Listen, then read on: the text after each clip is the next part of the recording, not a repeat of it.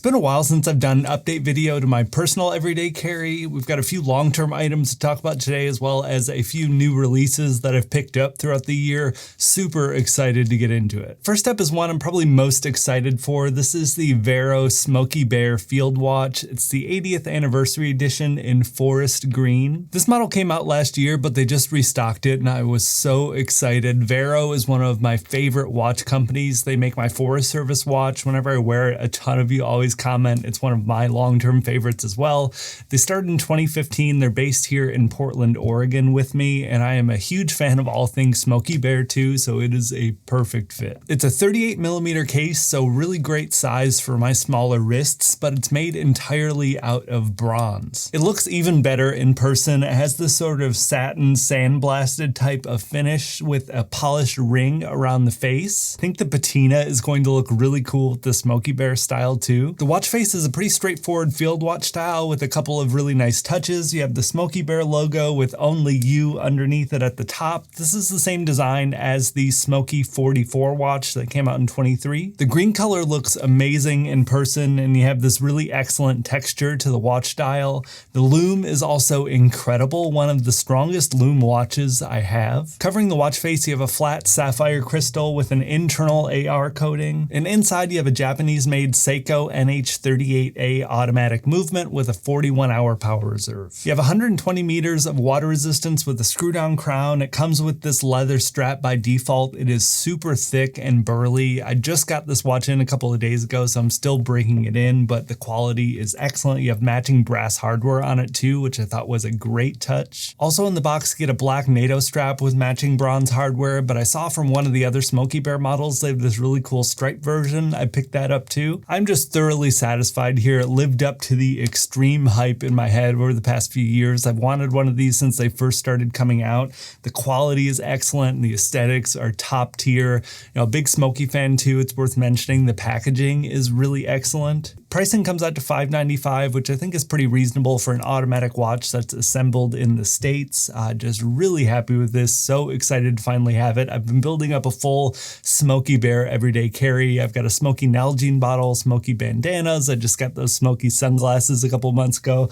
Now I have a watch. You know, hopefully I can do like a full Smokey EDC kit sometime in the future. Next up, I've got a brand new Qi 2 MagSafe battery I've been testing. This is the Benks ArmorGo. The Qi 2 version just recently came out in the 10,000 milliamp hour capacity. I've been waiting for this since I saw them at CES this year. It weighs 7 ounces or about 200 grams, and it is 16.5 millimeters or 0.65 inches thick. 10,000 milliamp hours of capacity or 36.5 watt hours. Qi 2 charging lets you do wireless up to 15 watts. You have a single USB-C port here as well that'll do 30 watts of charging output to your phone or device, and it'll charge 27 watts for input to recharge the battery. Finishings and polish here are really excellent. You have an aluminum frame around the exterior, and then you have this sort of carbon fiber type of design. They call it aramid. It definitely feels really nice and premium. The MagSafe magnet is also super strong as well. Sometimes with these metal builds, the shear force isn't really strong enough to keep it on well. This has done an excellent job.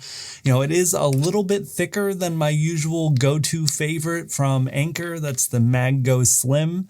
You know, this is about 0.1 inches thicker, but it is also $20 cheaper. So depending on how nitpicky you want to get to go for the thinnest option around, you might want to go with the Anker, but the quality here I would say is equally great, and it's a little bit less expensive if you don't mind the additional thickness. Really quick, I want to give a huge thank you to SKIMS for sponsoring this week's video and introduce you to some of my favorite new underwear. You all know I'm always on the hunt for the perfect version of literally everything. This holds true for underwear as well. I've tried so many brands over the years and it's always a bit of a mixed bag. You know, sometimes the fabric is a little bit too uncomfortable, or they ride up throughout the day, or the fit is off, or the rise is too low. It's honestly a bit of a mess. SKIMS actually has a new men's line now. This was news to me when they reached out, and I have to say they're really great. I tried both the cotton and stretch 3-inch boxer briefs. The cotton had that classic feel and were really nice, but the stretch were definitely my favorite. They're a little more performance oriented. They're super stretchy and ridiculously soft. It kind of feels like tailor-made silk underwear. They've been really great for my workouts and hiking and biking. They should be really perfect for travel as well. I really like how they hold their shape throughout the day. No more riding up or bagging out. I'm not sure how much B-roll I'm going to be revealing here, but they look pretty great too. It's also worth mentioning the 3-inch inseam option has been awesome. In the era of men's short shorts, we don't need to be flashing our underwear out in public. Definitely going to be grabbing a few more pairs for myself. Absolutely worth it if you're looking for an upgrade too. Click the link in the description to shop SKIMS men's at skims.com, and after you place your order, be sure to let them know I sent you. Select YouTube in the survey and be sure to select my channel in the drop-down menu that follows. Huge thanks again to SKIMS for sponsoring this week's video. Moving on, next up we've got the Nitecore EDC37 flashlight. I've tried several of the EDC series over the years, and this one is absolutely my favorite. It's a little bit of smaller form factor and has an obnoxious amount of power. It has max lumen output of 8,000 lumens. It measures 4.25 inches by 1.55 inches by 1.22 inches. It weighs 7 ounces or about 200 grams. 8,000 lumens for something in this size is absolutely insane. It comes from 2 UHI 20 max LEDs.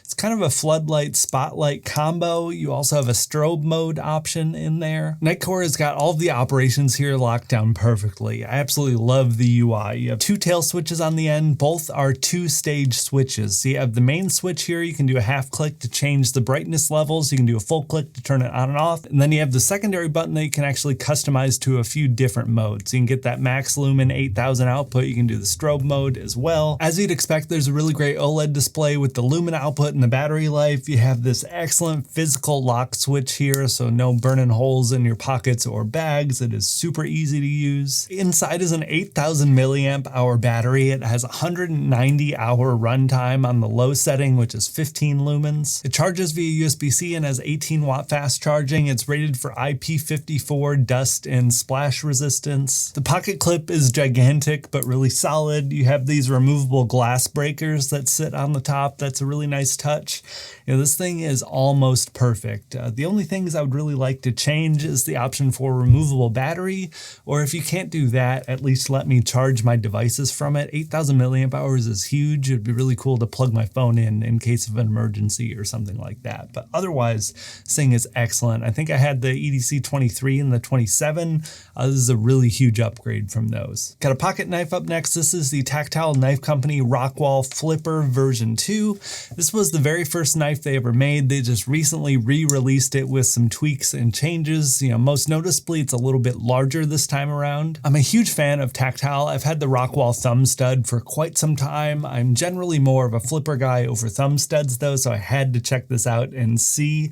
Everything's made in Dallas, Texas too, which is a really nice touch, and they have their signature CNC milling that adds these nice little ridges. It looks really cool, but it adds a really great grip that you just don't get anywhere else. This one here is the stonewashed version. It's 7.93 inches in total length and it's 4.5 inches closed. Weighs 2.78 ounces and has a 3.4 inch drop point MagnaCut steel blade. Kind of the best of the best in my opinion. The scales are titanium with those milled ridges on there like I mentioned earlier. It is really excellent, and this thing being entirely made of metal just has an ultra premium feel. The design is extremely simple and straightforward on the exterior. The only other embellishment is this little deep carry pocket clip here. It's a little bit small and a little bit tight, but it definitely works. One thing I did notice though, as far as flippers go, there is a little bit of room for improvement here, unfortunately. It is so close to being the absolute perfect knife. The flipper mechanism is extremely small in how much it protrudes, and it's pretty pointy, so it's kind of tough to get leverage to flick it open. It's gotten a little bit better the longer I've had it as it breaks in, but I think I might need to take it apart and do some oiling up or something. A little disappointing, but I think with some tinkering I can get that dialed in. I've had the thumb stud version for a couple of years now, and it is just about as close to perfect as it gets. If you love thumb studs, it will be perfect, but I'm generally a flipper person, so I will report back after some more use and tinkering with this thing. Also from Tactile is the Tactile Turn Switch Pen. The bolt action switch pen from Tactile Turn is my absolute favorite, like by a mile, compared to every other pen I've tried over the years, and I have to say I think this one is even better. The real standout for me with these, again, is the milled ridges. They're kind of signature design language here. I think it translates even better to pens. You just get this unbelievable grip grip when you're writing. It feels premium. It looks premium. You know, it's made in the States. You know, win, win, win all around. The switch mechanism is really great. A little bit easier to fidget with and just extremely satisfying. The newer version 2, I didn't have the original version of this one, but apparently they moved this mechanism up a little bit higher. They also have a few other size options available as well. This is the standard width, standard length version. That's generally my go-to from any pen brands, but they have a short mini version as well and a slim version if you don't like as much diameter. The body's made entirely of titanium. The standard size here is 0.43 inches in diameter and 5.75 inches long. It weighs 1.32 ounces and takes Pilot G2 refills. You know, writing on this thing is a dream. It is as premium as it gets. You know, I think the pricing is actually pretty reasonable too. If you're looking at these higher end pens, it comes out to $129 for something made in the States. You know, I've tried pens that are twice as expensive as this, and I don't like them half as much. I can't recommend them enough, especially for their pens. I love this milling, you know, ridge design that they do.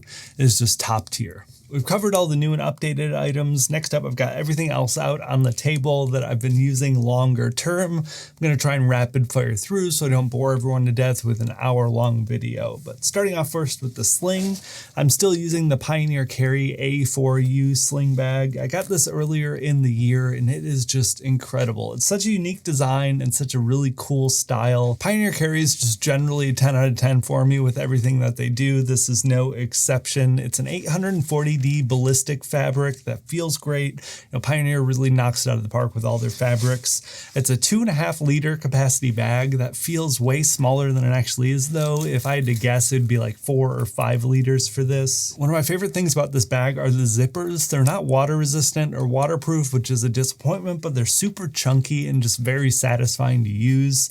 Really unique design too. I don't really have any other slings that are like this one. And in addition to this, through the summer months, I've also been using that Andar Indie leather bag.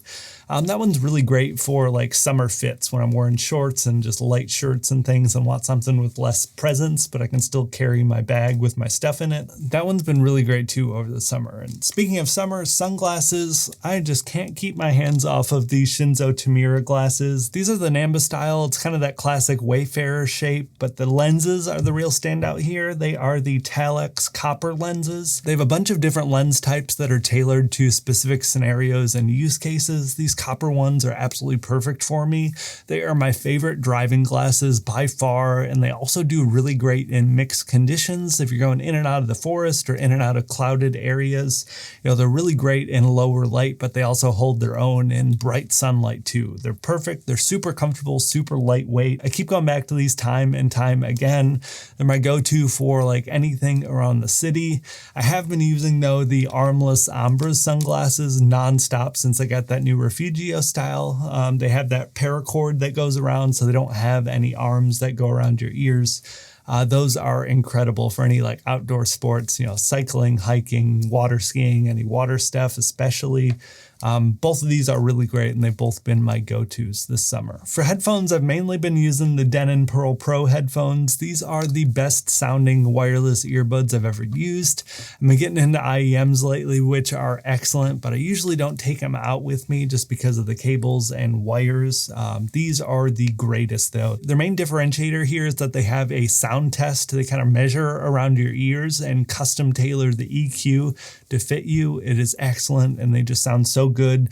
Pricing is super reasonable too. They're on sale pretty constantly for like $150. They sound so much better than AirPods, and I do still use my AirPods from time to time just for the convenience with my Apple products, but in terms of sound quality, nothing is better than these if you still want to stick with wireless. For my wallet, I'm still carrying the Pioneer Carry Altitude Bifold. I've got a couple of other wallets I wanted to try, but I just can't pull myself away from this one. Maybe I'm a full convert to this thick bifold dad wallet style, but I've just been really liking it. The fabric here is great. It's their baby ballistic fabric and the Robusta color. It's like a really desaturated brown.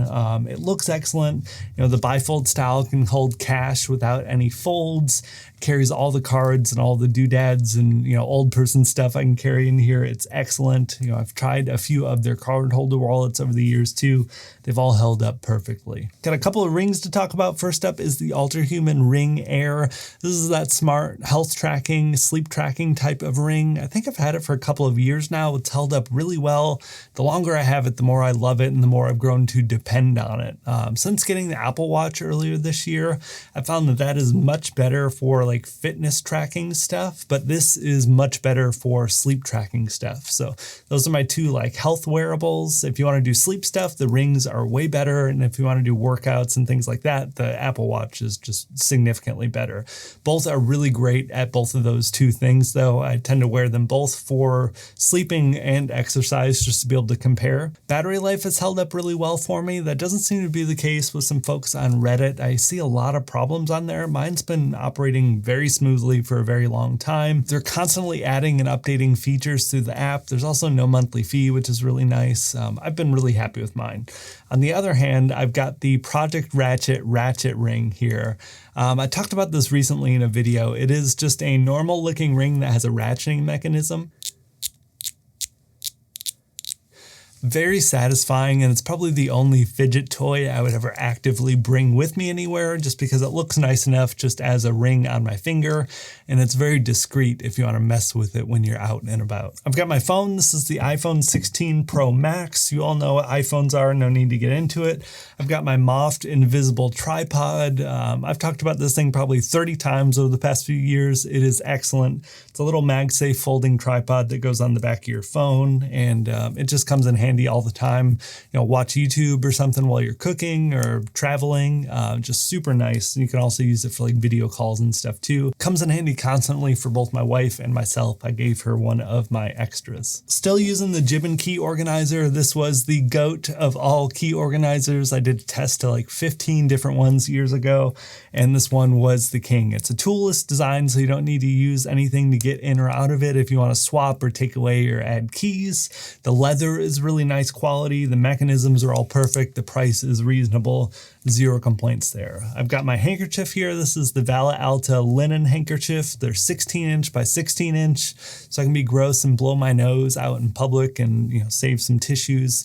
Much better on your nose, much better for the environment. The linen is also really excellent. I always keep a microfiber with me as well, mostly to clean my glasses, but comes in handy for tech stuff too sometimes. I've got an AirTag. I always keep this thing in my sling bag just so I can make sure and keep track of it. I've been known to leave it behind at people's houses or bars or stuff when we're out and about, so this helps me keep track of it. If whatever were to get stolen too, it might be a little bit easier.